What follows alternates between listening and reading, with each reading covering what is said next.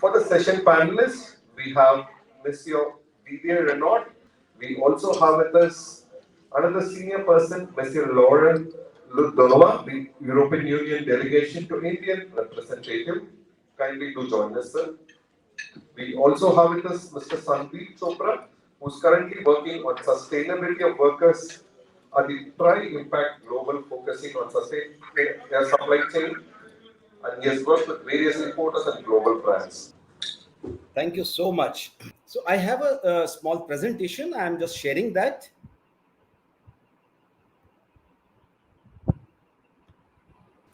Okay, first of all, it's a great pleasure to speak on this platform this is the first national conference of fair trade towns, and it's really a pleasure to have it to be there.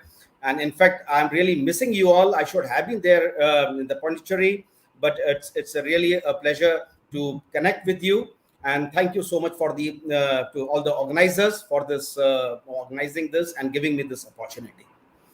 Okay, I'm representing TriImpact Global, and just a few words about the TriImpact Global. Let me share that. TriImpact Global is a not-for-profit organization, and this has been this was established in 2012, and since then we have been working here. And we were known earlier as Good Weave India, but recently we changed our name to broaden the scope of our work. And now we build meaningful collaborations to support the businesses and to achieve better working conditions for the workers, better environmental action, and sustainability based business growth. So that is the aim of the organization. Now, coming to the today's topic, especially about the governments, how they can act as a catalyst for sustainable development. When we talk about this sustainable development, we are mainly talking about the three areas of impact, which is the people, planet, and prosperity. When I talk about the people, it means the social and economic life of the people. How is that impacted? And when we talk about the planet, then of course the climate, the environmental action that is taken to save the climate, that is important. And then we talk about the prosperity, which is basically the sustainability based business growth. Now, when we say business growth, it is not just important for the business, it is important for each stakeholder. It is important for the country, for the economy, and for the workers who work there. So all these three are very important when we talk about the sustainable development. Now, coming to the part of the government. So when we say that what's the government's role as a catalyst, so we all know that government's major role is about policy making and its enforcement. However, is that really sufficient? No. We have seen in several occasions that good policies are there, but their implementation and enforcement on the ground may not be very visible and very effective due to various reasons. So definitely there is a gap. Now, these are the areas where government has to act as a catalyst to address these gaps and facilitate stakeholders to come together to achieve the goals of the policies laid by them. Now, let us understand what exactly is catalyst. It is basically an agent that provokes or speeds significant change or action. As Mr. Monti was also saying, that the government doesn't have to react itself. Government just have to provoke or speed up some changes. So let us try to see that in case of the sustainable development, where does the catalyst fit? In this respect, I would like to say that more and more organization, brands, manufacturers, or rather the whole supply chain, they want to adopt sustainable practices because they have started realizing that it is not just a requirement, but it is actually a prerequisite for the survival of any business. However, an organization alone might not be able to indulge in various sustainable practices because of the limitation of resources, knowledge, and lack of partnership with other stakeholders. So here comes the role of a catalyst. And of course, there couldn't be a better catalyst than government itself because government has the authority, the resources, power, influence, and at the same time responsibility too. Now let us see where all government can play a role as a catalyst. While there are multiple ways and aspects where government can add value and facilitate the sustainable practices, I would like to take a focus to main three areas.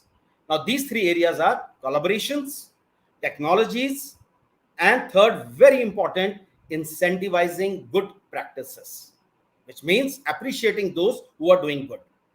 And in fact, I would just like to add in here that the principle of TriImpact as an organization is also these three. We work on the collaborations, technologies, and incentivize the good practices. Okay, now coming to the role of the collaboration that where government can play as a catalyst. How can they do that? They can do this by creating opportunities where different stakeholders may come together, collaborate, and use available resources collectively.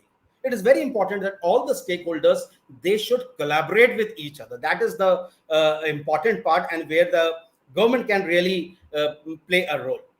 I'm sure that you must have seen, and because we have been working in the supply chains, it has been an experience that in any supply chain, like there are bigger companies and there are smaller companies, bigger companies placing the orders to the smaller companies. Now, these bigger companies, what exactly they do? They say that, okay, we are fully compliant and we have the certifications and we get our entire supply chain compliant.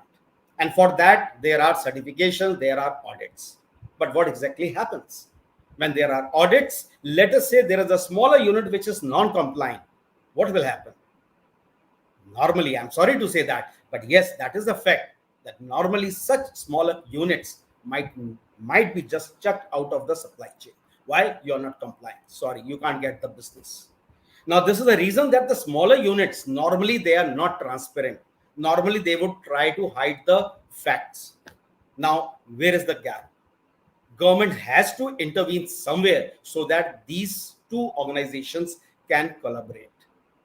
Now, this collaboration is not just between two producer companies. It could be between any two entities. It could be between, let us say, NGOs and businesses.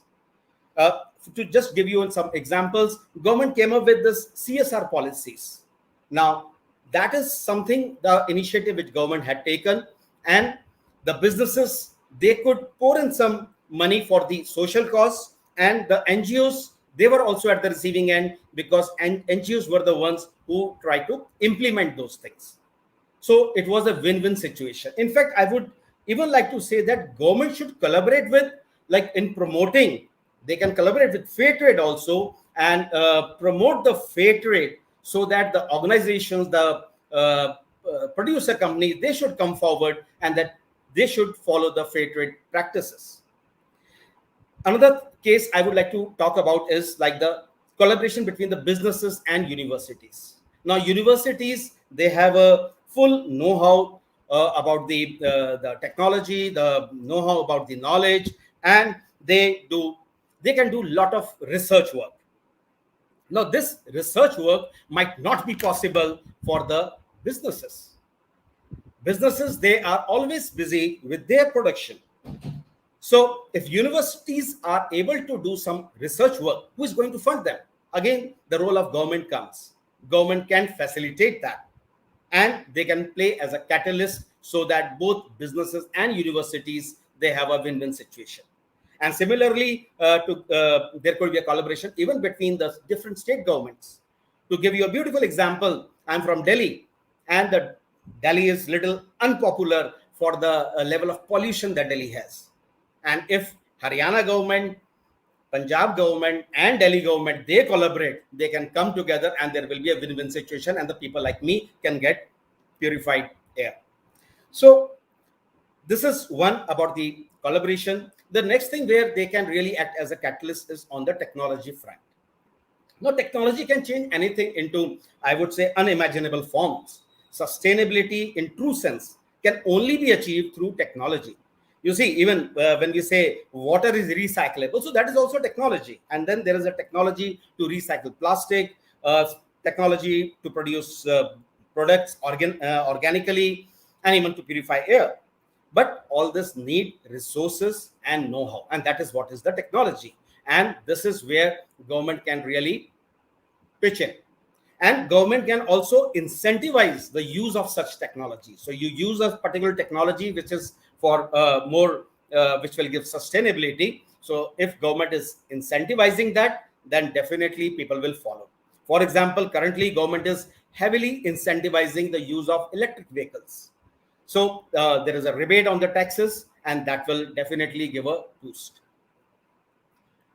Coming to the third thing, the third recommendation, or you can say where the government can really play a role, is incentivizing good practices, creating best practices norms. Here, initially, I had said that this is a very important point because this is normally, I would say, ignored. How do you encourage masses to follow a good practice? You start appreciating, you appreciate them, maybe you recognize them, maybe you honor them or incentivize them, and you will see that others will follow. And that is the human nature. We follow what is being appreciated, what is trending, and government can create that trend. They can create norms, standards. They can create norms for any product to be sustainable.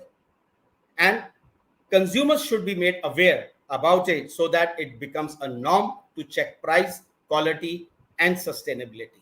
Government can play a role of catalyst to make that happen. In that case, like especially if I talk about the Indian consumers, they just talk about the price and quality. But they should start asking what is the good price, what is the good quality, and is the product sustainable? So if that happens, then yes, this will make a difference. And even on this fair trade products, I would say that government can incentivize fair trade products to promote fair trade practices and create awareness among the consumers. So these are the ones that I wanted to talk about. And just as I said earlier, we at TriImpact are also working on the same ideologies. We promote collaboration. We incentivize good practices of businesses by creating and promoting their impact profile. We create impact profile of the companies. And in this respect, we have collaborated with International Organization of Migration, that is IOM, Apparel Export Promotion Council, that is AEPC, CEPC, Carpet Export Promotion Council, and Niti Aayog. So ultimately, the objective is to create good examples of sustainable practices and promote them.